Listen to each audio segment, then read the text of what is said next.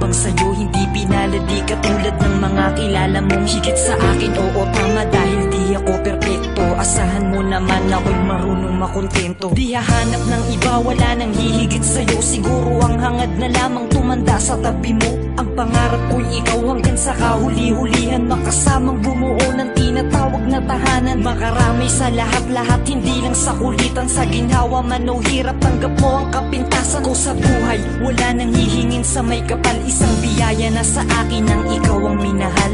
Ikaw ang minahal, ikaw ang minahal.